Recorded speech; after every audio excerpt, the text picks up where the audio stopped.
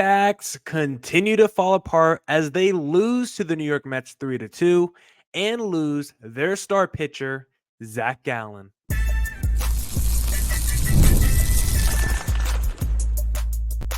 You are Locked On Diamondbacks, your daily Arizona Diamondbacks podcast, part of the Locked On Podcast Network, your team every day.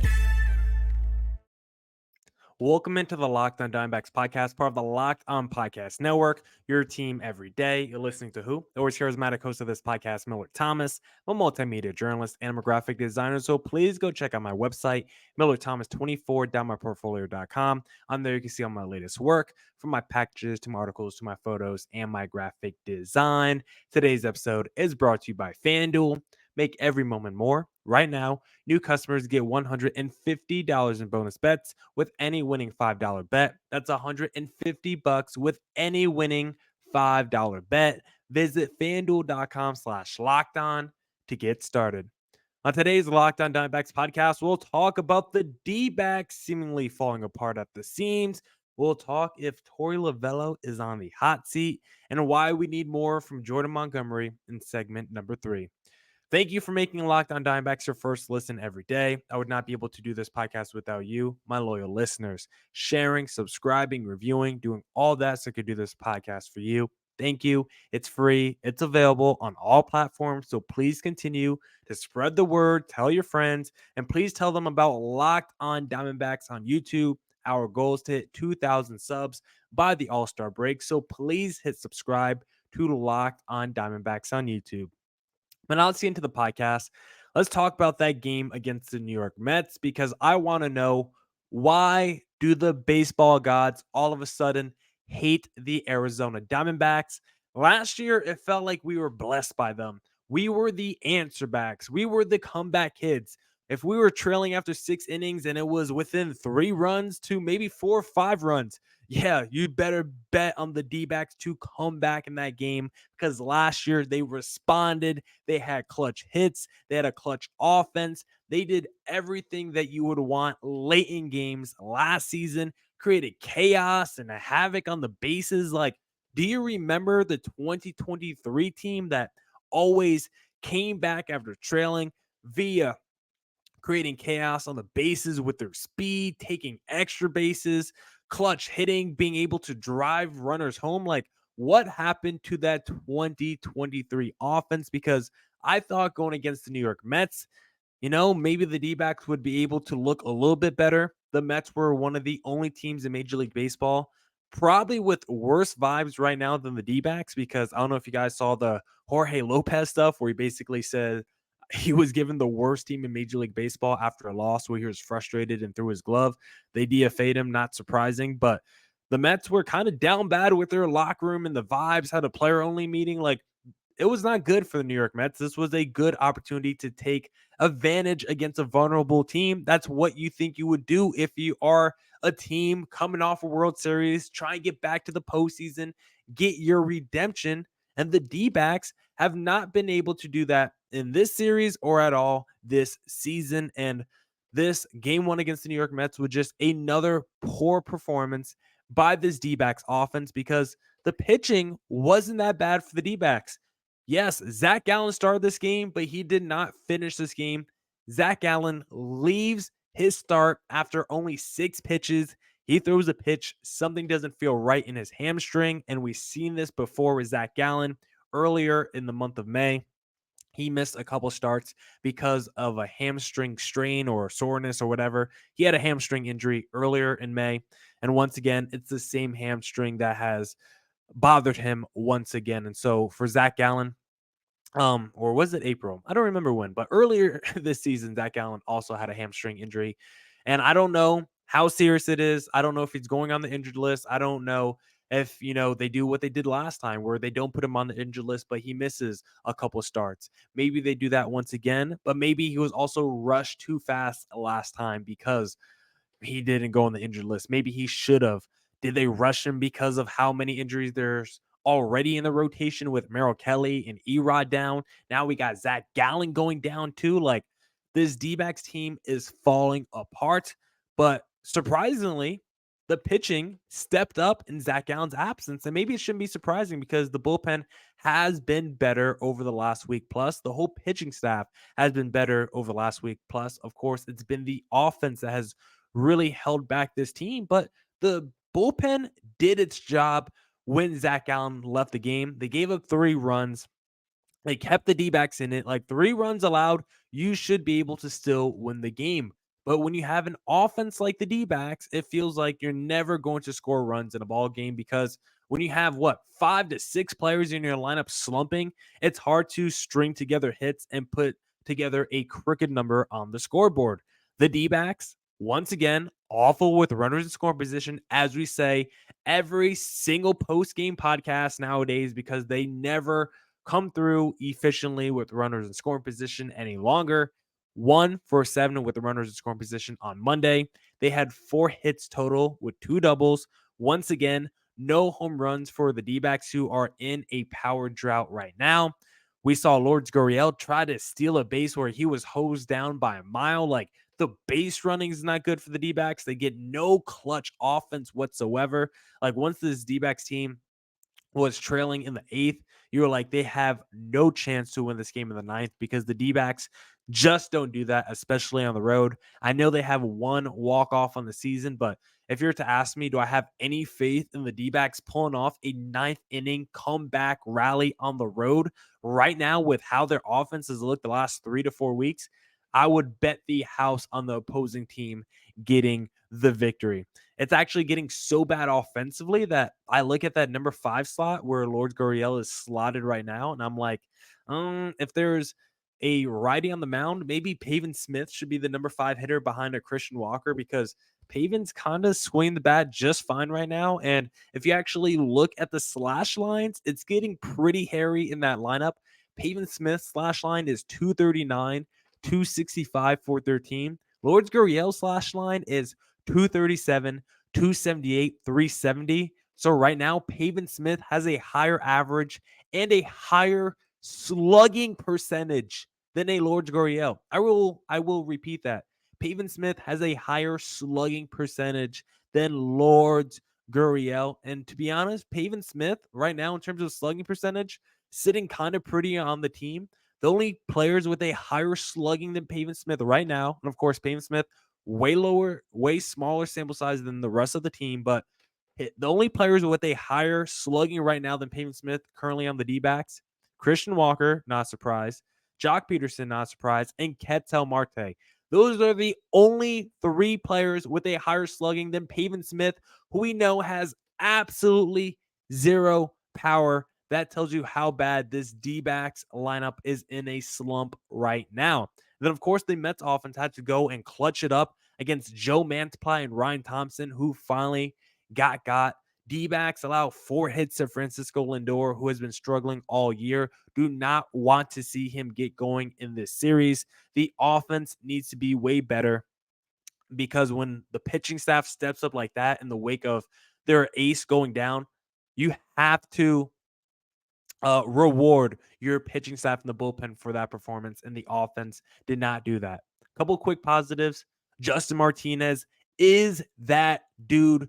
3 innings from him, throwing absolute gas. ERA now 0.48 on the season. He is a guy and potentially the closer of the future for the D-backs post Paul Sewald, and if not, should at least be the immediate setup man to a Paul Sewald going forward, or at least right there with the Ryan Thompson. I mean, 7th, 8th, and 9th has to be some combination of Ryan Thompson, Justin Martinez, and then Paul Sewald closing because those are the 3 best relievers that you got going right now. Then Ketel Marte finally broke his 0 for streak after going hitless since his 21 game hitting streak has ended. So good for Ketel Marte. We'll discuss if Torey Lovullo should be on the hot seat in segment number 2. But before we get into that conversation, if you believe the D-backs have a chance of coming back and responding in Game 2 against the New York Mets, then why not place a little wager on FanDuel Sportsbook because it's winner-take-all time in the NBA and NHL, and FanDuel is giving you a shot to bring home a big win of your own. Right now, new customers get $150 in bonus bets with any winning $5 bet. That's $150 to bet on spreads, money lines, player props, and more. My favorite thing to do is the same game parlay. Right now, I take the under on total bases for Corbin Carroll. I take the opposing team's money line, and I take like over 3 strikeouts typically on the starting pitcher with Jordan Montgomery on the bump. I'll probably take over 3 strikeouts with him. He's not a big strikeout guy, so that might actually be some real juice there. And when that hits, it brings a big smile to my face. So if you want to hit a parlay and bring a big smile to your face, visit fanduel.com/lockedon and make every playoff shot count. FanDuel, America's #1 sports book.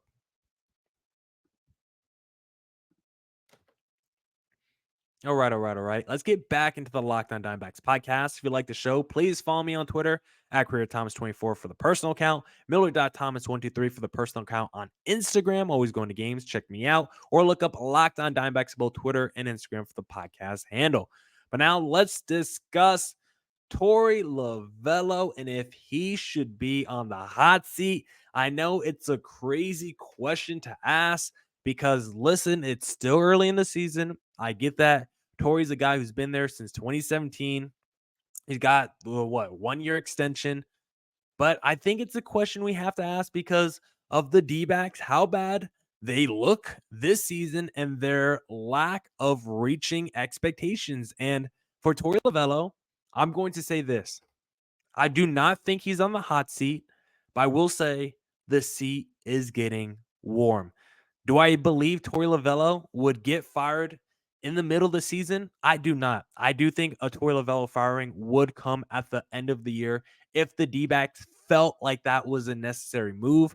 But I do think it's at least a question that you can ask yourself if the D-backs continue down this path of just looking absolutely terrible. Because if the D-backs do finish as one of the worst teams in the National League, let's say hypothetically they finish 4th in the NL West, they finish 7 games out the wild card and look like one of the worst teams in the NL with the amount of expectations that the D-backs had entering the season, with the amount of talent that they do have on paper, someone is going to have to answer the bell for that. And I'm scared that might be Torey Lovullo that gets his head rolled in the offseason if the D-backs do end the season on the current path that they are. And if guys like Corbin Carroll and Lourdes Gurriel just suck the whole season, I feel like someone will have to pay the price for that. I also think it's a fair question to ask if Torey Lovullo should be on the hot seat. Now, look, I get it. There has been a lot of injuries this season, so it's not all on Torey Lovullo. I think there's injuries you could blame. Of course, poor performance you could blame as well. Like, I can't blame Torey Lovullo for Erod never suiting up for the D-backs. I can't blame Torey Lovullo for Merrill Kelly going down. I can't blame him for Zac Gallen now going down. Can't blame him for Perdomo or Alek Thomas or any of the injuries, right? Can I blame him for poor performance from the players? Maybe, maybe not.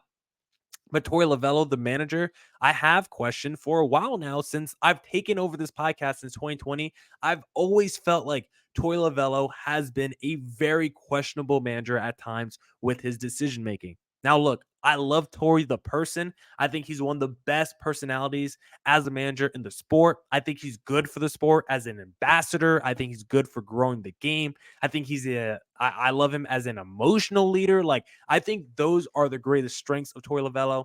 He's an emotional leader. He empowers his players. He gets his players. He's a player's manager. Sometimes he sticks with players too long, and that's actually one of my problems with Torey Lovullo because I do think he has an overcommitment at times to just the stuff he believes, whether it's the platoon advantages at times, right? How many times have you seen him just stack a lineup because, you know what, there's a lefty on the mound, so we have to put these righties in.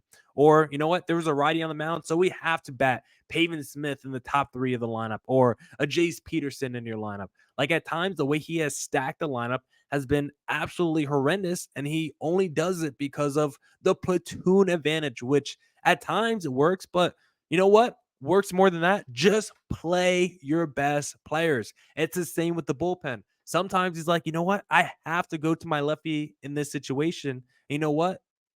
I'm throwing out you know what too many times.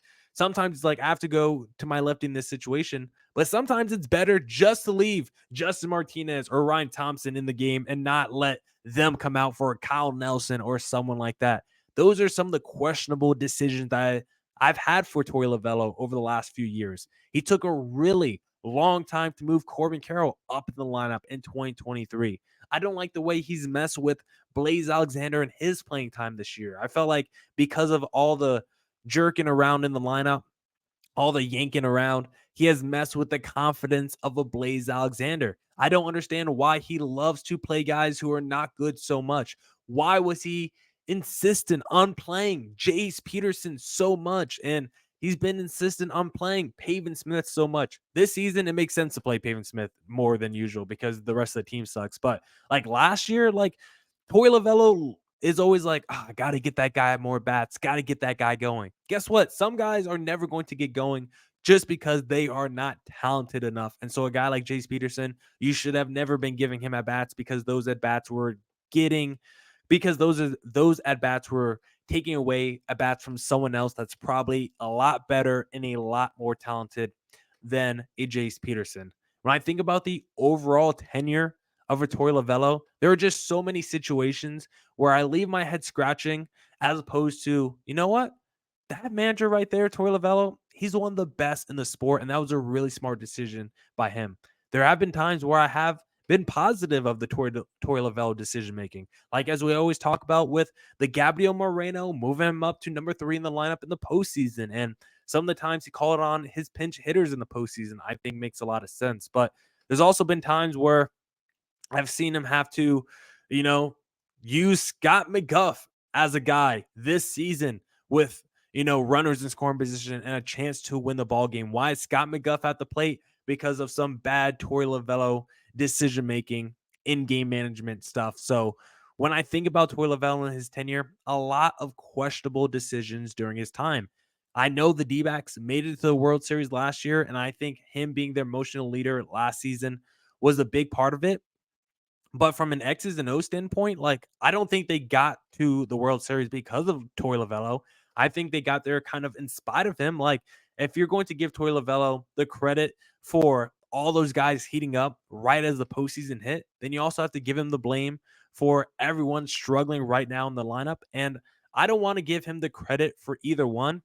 That's why I think if there was a head to roll, the first one they probably have to look at is the hitting coach for the D-backs. If the D-backs do want to make a statement and get rid of one of their managers, I don't think it would be Torey Lovullo. I think it would be their hitting coach first, because when you have a lineup that is talented on paper like the D-backs and everyone is struggling, even your reigning rookie of the year, who was an MVP candidate last year, top 5 in voting, someone has to answer for that. And I'm afraid it could be the hitting coach potentially in season. A guy like Torey Lovullo, I think that does not happen till the end of the year, until the offseason. But the hitting coach, that is a move that could happen in season if the D-backs do want to spice it up, because we got to be honest, this lineup has sucked.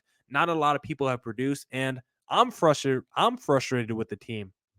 If they don't reach the postseason, I think heads should probably roll. And I'm starting with the hitting coach, but I'm not afraid to have the discussion of should Torey Lovullo be on the chopping block as well once the offseason hits. Someone has to answer for this terrible play by the roster right now, whether it's Mike Hazen, whether it's the hitting coach, whether it's Torey Lovullo. I don't know. I know Torey Lovullo. I know Mike Hazen came up together in Boston. So Torey Lovullo should at least be safe until the offseason. But after that, the D-backs still make it to the postseason, then I just don't know. Now I want to talk about why we need more from Jordan Montgomery in segment number 3. But before we get there, I first want to talk to you guys about Stitch Fix, because if you're looking to upgrade your style, then Stitch Fix is for you. You know that instant confidence boost you get from an outfit that makes you look really good? That's what I get with Stitch Fix. With Stitch Fix, you get a stylist who understands your style, size, and budget. They do all the shopping for you. It's the easiest way to update your wardrobe this season. Easily upgrade your wardrobe this year with a professional stylist that helps you find new, on-trend favorites that will work for you. I just give my stylist my size, style, and budget preferences. I order boxes when I want and how I want. No subscriptions required. And they send 5 just for me pieces, plus outfit recommendations and pro styling advice. I keep what works and send back the rest. My stylist always sends just right pieces and the fit is on point. It's like they have style ESP. I don't know how they do it, but they just get me. And if you don't love something, just send it back. Shipping, returns, and exchanges are always free. Style that makes you feel good and makes you look good. Get started today at stitchfix.com/MLB and get $20 off your first fit. $20 off your first fix. It's a little bit of a tongue twister. That's stitchfix.com/MLB for $20 off. Stitchfix.com/MLB. Must redeem within 7 days of sign up.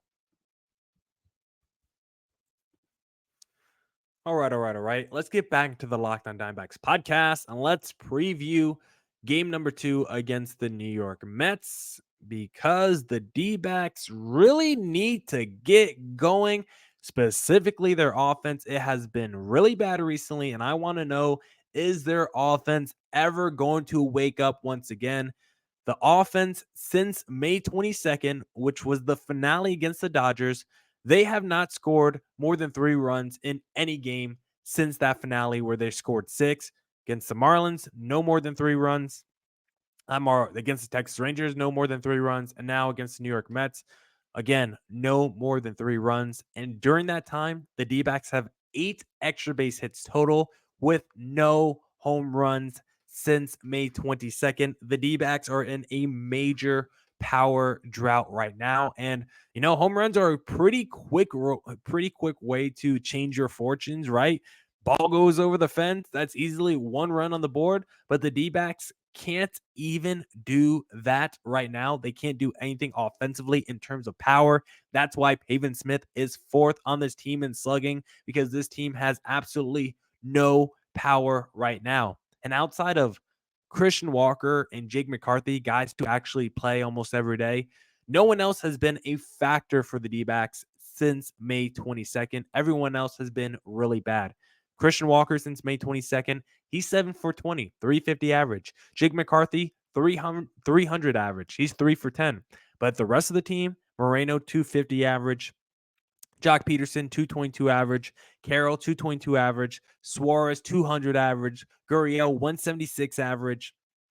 Grichuk, 143 average. Kevin Newman, 125 average. And these are all averages before game 1 against New York Mets. This is entering the New York Mets series. So everyone has been absolutely horrendous since May 22nd outside of a Jake McCarthy and a Christian Walker. And the D-backs are going to need, as we always say in the podcast, for more of their players to step up. Because if you only have 2 guys that are swing the bat at any sort of quality level and the rest of your guys are absolutely awful, then yeah, you're never going to be able to score runs. And it's not like the 2 guys who produce for you are producing at Ohtani or Aaron Judge levels. Like, they're just producing at a quality major league level, the Christian Walkers and the Jake McCarthys. They're not playing like superstars right now. They're just playing like good major leaguers. And the D-backs need at least more guys to play like that to put together a competent offense. Now, is it going to be easy? Well, entering this series, the New York Mets pitching staff in their last 7 days, a 272 average and over an 800 OPS.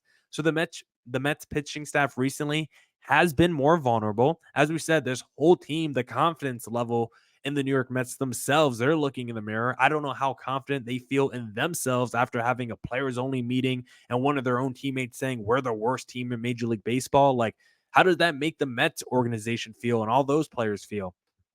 Hopefully they're vulnerable because of those situations and the D-backs can take advantage. But after we saw in game number 1, hard to believe in that. And Luis Severino is going in game number 2. He's one of the only pitchers that have been performing really well in the last week. If you look at Severino's numbers on some of his pitches, devastating stuff on his fastball, sinker, and sweeper, which are his top 3 go-to pitches. Really incredible stuff by Severino. All sub 200 averages allowed on all 3 of those pitches. He's really been unhittable and really good for the Mets this season. back to throwing 96 on the fastball. Like Severino, good pickup by the New York Mets this year. And to be honest, the group of players that the D-backs have don't have a ton of experience against a Severino. So I wonder how that is going to play. Is that a good thing because there's not really a sample size? Is that a bad thing? Outside of Lourdes Gurriel, no one on this team has really much of any experience against the Severino. So I wonder what that means for the rest of the offense. And a quick update for the offense: Geraldo Perdomo should be starting a rehab assignment on Friday. Uh, Hopefully, he can add a little spark to this offense because I think from plate discipline standpoint, he was so good at the bottom of the order for the D-backs last year, getting guys like Ketel Marte and Corbin Carroll going at the top of the lineup. Hopefully, Perdomo can do that once again once he gets back. But if we're relying on Perdomo to change life for the D-backs offensively, might be too much of an ask for him. And then Jordan Montgomery. We need more from Monty. I think he's been solid most of the season. He's only had really one bad start, but we need more than just solid from the $20 million man. His sinker and curveball have been hit at a way higher rate than last year. He's allowing like over a 330 average on both of those pitches, and he needs to be better with runners in scoring position. A 343 average and over 800 OPS allowed with runners in scoring position, just not good enough if you're Jordan Montgomery. I think he's a really good pitcher. He's been very good at giving the D-backs length this year, but he's someone that's not afraid to pitch to contact. He's not racking up a ton of strikeouts, and I think he has to be a little bit more efficient and not allowing earned runs and not allowing so many base hits, really, because he does give up a lot of hits. So Jordan Montgomery, I think overall needs to be better. D-backs are bad, but somehow they're still 3.5 back of the second wild card. Will they turn it around? We'll see. We'll be discussing more Locked on Diamondbacks news, coverage, and insight next week on the D-backs podcast. Thank you for tuning into the podcast as you do every single day. Thank you for making Locked on Diamondbacks your first listen every day. And as always, stay safe, stay healthy. Doses.